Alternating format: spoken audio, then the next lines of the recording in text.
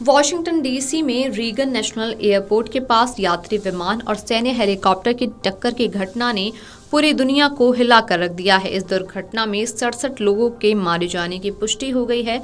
समाचार agency ANI से बात करते हुए एक स्थानीय नागरिक ने कहा कि ये वॉशिंगटन डीसी में हुई सबसे बुरी त्रासदियों में से एक है।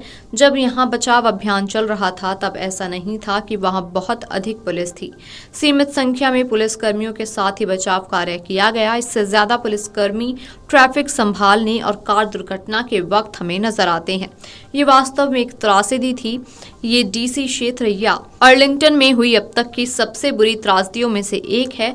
ऐसा होते देखना वाकई दुखद है। मैं सभी के लिए प्रार्थना कर रहा हूँ। एक अन्य स्थानीय निवासी मिशेल ने इस घटना की खबर सुनने के अपने अनुभव के बारे में बताया और इसे दिल दहला देने वाला बताया।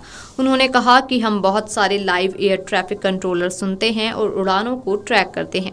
कल रात मैं सुन रहा था और ये सब कुछ हो रहा था। ये विनाशकारी था। हम आमतौर पर उड़ानों को उतरते देखने, उन्हें ट्रैक करने और नियंत्रकों को सुनने के लिए महीने में कम से कम एक बार यहाँ आते हैं। इसीलिए ये बहुत व्यक्तिगत लगा क्योंकि मैंने लगातार ये सब होते हुए सुना। ये बहुत दुखद था। इससे पहले सेना के एक हेलीकॉप्टर से अमेरिकन एयरलाइंस के विमान की टक्कर होने से उसमें सवार सभी 64 लोगों की जान चली गई। दुर्घटना में अमेरिका के गत 25 साल के इतिहास का सबसे भीषण विमान हादसा कहा जा रहा है। अधिकारियों ने बताया कि बुधवार रात को पोटोमैक नदी के बर्फीले पानी से कम 28 शव निकाले गए थे, लेकिन अब किसी के भी बचे होने के कोई आसार नहीं है। घटना उस समय हुई जब वॉशिंगटन के निकट रोनाल्ड रीगन हवाई अड्डे पर उतरते समय हेलीकॉप्टर यात्री विमान के रास्ते में आ गया। बचावकर्मी 60 यात्रियों और चालक दल के 4 सदस्यों की तलाश कर रहे थे, लेकिन कोई भी जिंदा नहीं बचा।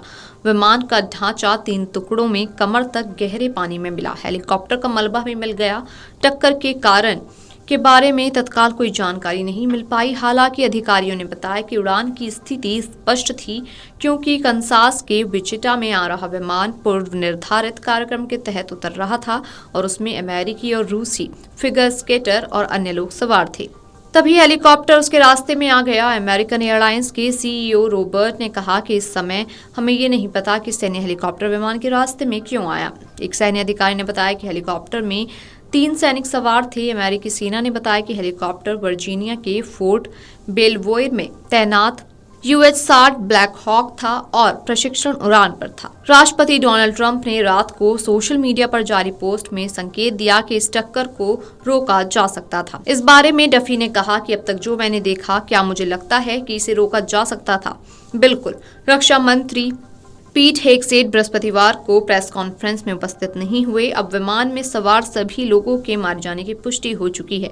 तो ये 12 नवंबर 2001 के बाद से सबसे घातक अमेरिकन विमान दुर्घटना बन गई है। उस समय अमेरिकन एयरलाइंस का एक विमान कैनेडी हवाई अड्डे से उड़ान भरने के तुरंत बाद न्यूयॉर्क के बेले हार्बर के आवासीय क्षेत्र में दुर्घटनाग्रस्त हो गया था और उसमें सवार सभी 260 लोग मारे गए थे।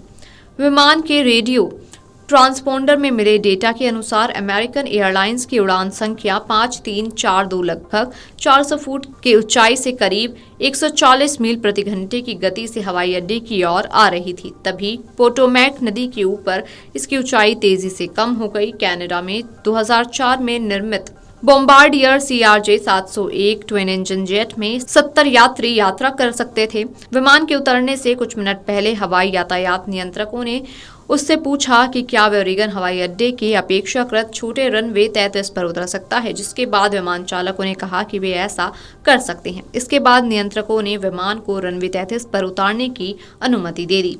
उड़ानों पर नजर रखने वाली साइट के अनुसार विमान ने नए रनवे पर जाने के लिए अपना मार्ग बदला। दुर्घटना में 30 सेकंड से भी कम समय पहले एक हवाई यातायात नियंत्रक ने हेलीकॉप्टर से पूछा कि क्या उसने विमान आता दिखाई दे रहा है। उसके कुछ सेकंड बाद टक्कर हो गई। Video desk अमरउजाला.com। अमर उजाला जीवांजलि के सारथी की मदद लें और महाकुंभ में स्नान जरूर करें।